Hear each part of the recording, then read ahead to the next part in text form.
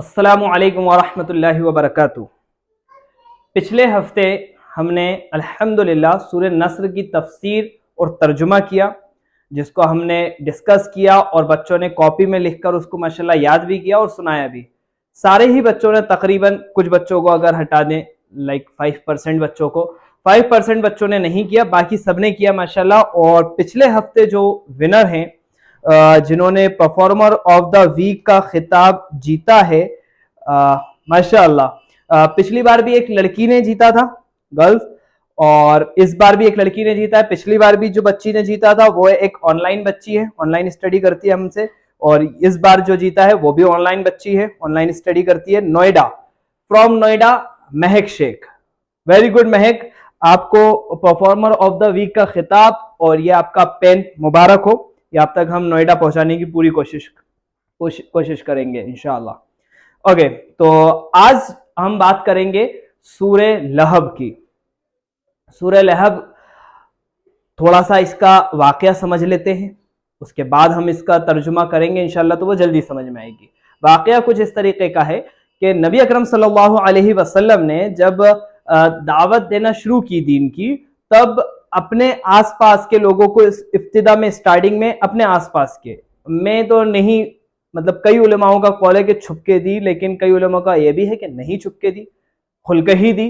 तो उनका ये मतलब था कि अपने आसपास जो जान पहचान के लोग थे उनको देने की कोशिश की स्टार्टिंग में, और फिर जब अल्लाह का हुक्म आ गया और अल्लाह तबारक व तआला ने कहा दो, ये दीन सबके लिए है, इस दीन की दावत सबको दो, दले गम दो, ऐलान दो।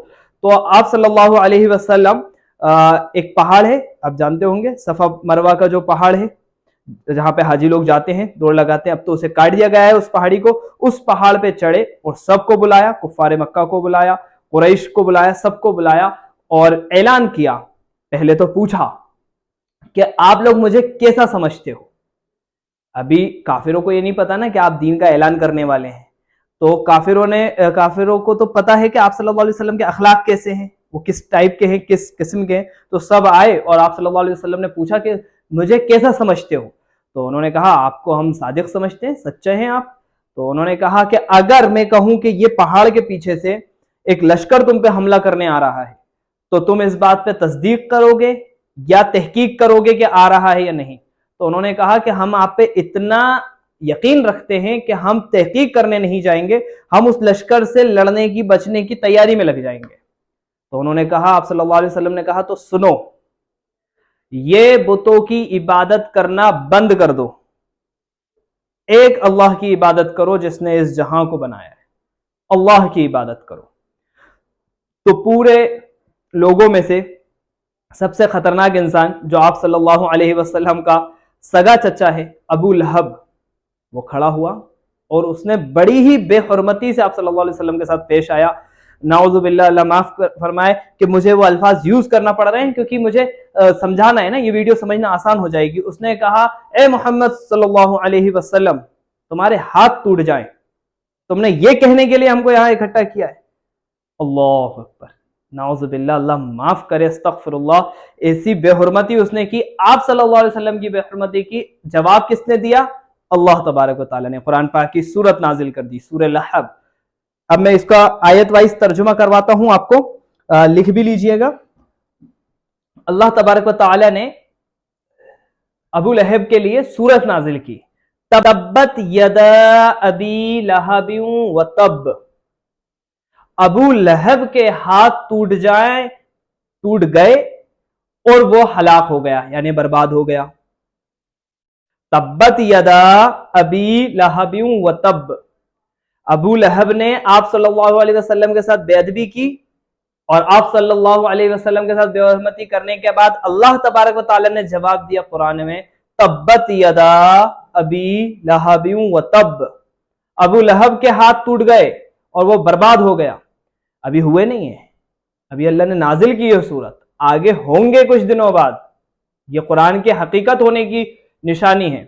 तब्बत यदा अबी लहब व तब, मा अगना अन्हु मालुहु व मा कसब, ना उसका माल काम आएगा उसके, और ना उसने जो कमाया है, वो जो भी इज्जतें कमाई है उसने, जब वो अमीर है उस कबीले का, जो भी है, کچھ کام نہیں آئے گا، نہ اس کی اولاد کام آئے گی.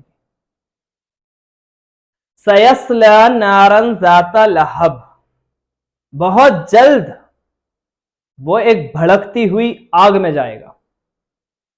وامرأتہ، اور اس کی بیوی بھی اس کی کم نہیں تھی، بلکہ علماء تو لکھتے ہیں یہ بتا پانا مشکل تھا کہ بیوی زیادہ بڑی دشمن ہے آپ صلی اللہ علیہ وسلم کی یا ابو لہب.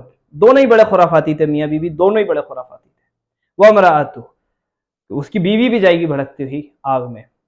حمالۃ الحطب، وہی بیوی جو لکڑیاں ایندھن اکٹھا کر کے سر پہ رکھ کے پھرتی ہے، جہنم کا ایندھن.